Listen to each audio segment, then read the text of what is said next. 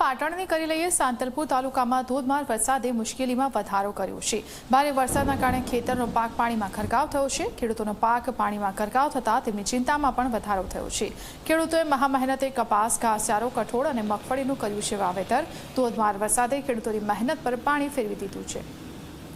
તો ઝી 24 કલાક પર એક્સક્લુઝિવ દ્રશ્યો આપ જોઈ રહ્યા છો પાટણના સાંતલપુરમાં, જ્યાં ખેતરો જાણે જળાશયો બની ગયા છે। ખેડૂતોને વાવેતર બાદ સારા એવા વરસાદની આશા હતી, પ્રમાણમાં વરસાદ પડશે તેવું તેમને આશા હતી, પરંતુ આ તો ધોધમાર વરસી પડ્યો છે।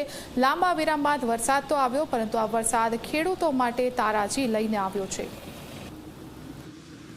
પાટણ શહેર સહિત જિલ્લાની અંદર જે પ્રકારે ખાસ કરીને વાત કરવામાં આવે તો સાંતલપુરની અંદર 17 ઇંચથી પણ વધુ વરસાદ ખાબકવા પામે છે। કેમેરામેન નિકેશ કે દ્રશ્ય બતાવે કે જે પ્રકારે સાંતલપુરની અંદર જે 17 ઇંચ વરસાદ વરસવાના પગલે જે ખેતરો છે તે બિલકુલ બેટની અંદર ફેરવાઈ ગયા હોય તે પ્રકારના દ્રશ્યો અહીંયા જોવા મળી રહ્યા છે।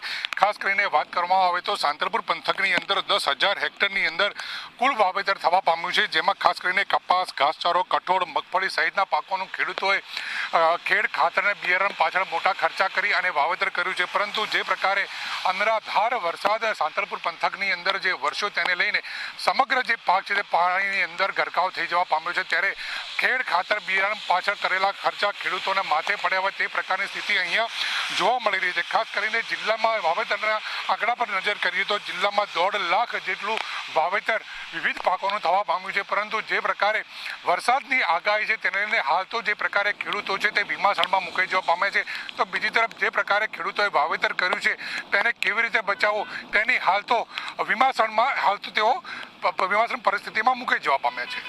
પ્રેમલ ત્રિવેદી, ઝીમડિયા, પાટણ।